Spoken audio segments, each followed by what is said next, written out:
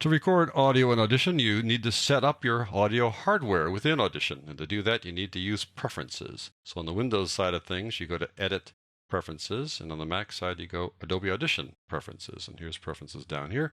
And you go right to Audio Hardware. And now I'm going to show you two things that are available inside Windows. I won't be able to show you the Mac side of things, but it's very similar to what's called ASIO. In Windows, you typically have a choice between MME and ASIO for a device class. MME is the sort of consumer level multimedia extensions that Microsoft made a few years ago. And ASIO is the professional side of audio. That's audio stream input output. So we'll start with MME, multimedia extensions.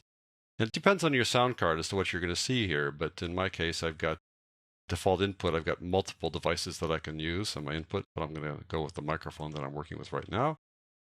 Multiple output options, including the speakers and SPDIF. I'm going to stick with the speakers. Master clock, basically just accept the default setting for that to make sure that this coordinates with your hardware. Then down here are really the settings that are worth considering when you're talking about changing things here. Latency is the delay between the input and the output.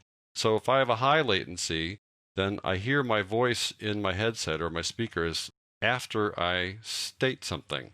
And the longer the latency, the higher the latency, the longer the delay, and the more sort of awkward it is. It really can throw you off to have a long latency. So 200 is not uncomfortable. That's 200 milliseconds, 0.2 of a second. That's kind of long. It's a little bit awkward. So you can drop that down. But this is one of those things where you've got to sort of feel it out and to see if it's working for you, because it's not an exact science. So if I were to change this to 50 and click OK, and then I hear some dropout, I don't hear really smooth audio, then I know that my latency is too fast for my system to keep up. But I can assure you that systems these days are much better able to handle briefer latency and and so I'm going to accept 50, and I know it won't be a problem.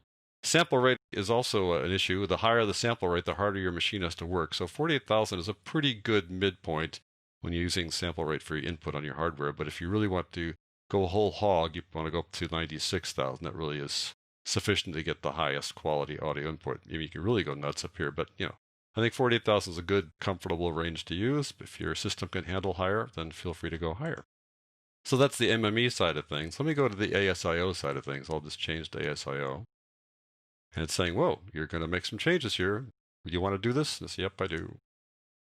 Now, this is the ASIO device class that comes with my sound card, and it immediately opts for the default setting, which is the creative ASIO. If I click down here, you'll see that I've got a Alesis FireWire that's installed on the computer, but because I haven't connected it yet, that's not really an option. If I click that, I'm going to get an error message.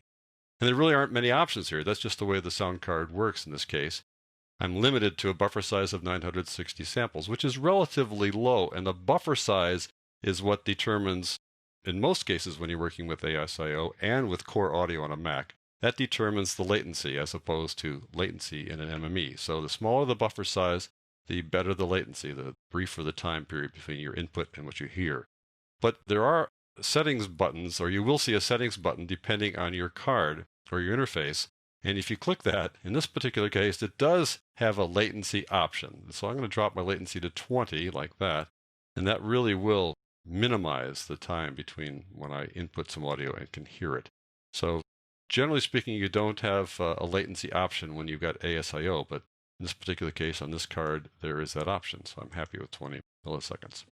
So now I'm going to plug in my Alesis interface. The Alesis interface has 26 channels. It allows me to route 26 channels to a multi-track session to 26 different tracks if I want to do that.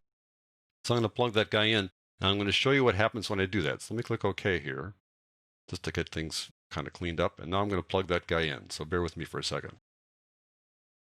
All right, now it's plugged in, and what happens is Audition immediately says, hey, you just added a device. If I had plugged in a microphone or any other kind of hardware, it's going to pop this little message up and say, you've added a device. Do you want to change your preferences? And if I check this, don't show this alert again, then this thing won't pop up the next time. But for the purpose of the tutorial, I want to make sure you see that that will happen. And so do I want to change things? You bet. So I'll click yes.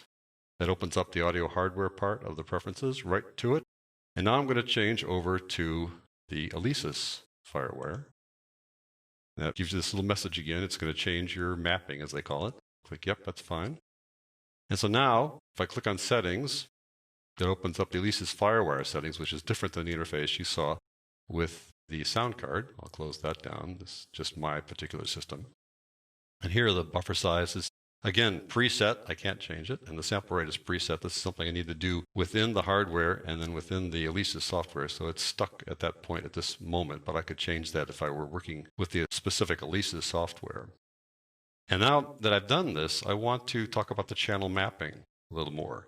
Here are the channels that go in for the left and the right. These are the default, and this is the channel 1 inside the Alesis machine, inside the Alesis interface. There's channel 2 as the default. Then there's outputs as well. I can hear different outputs coming in through the device as opposed to through my speakers. And even though we assign these things by default, inside the multi-track session, I can change them. I can override this. But if I click this little flyout menu, you can see all the various channels that are available inside this particular interface. There are many other interfaces out there besides this one that have multiple channels like this. So I could change it here, but then I could override this inside the multi-track session. So I'm happy with this guy. So that's how you set up your hardware before you can start doing recording here in Audition.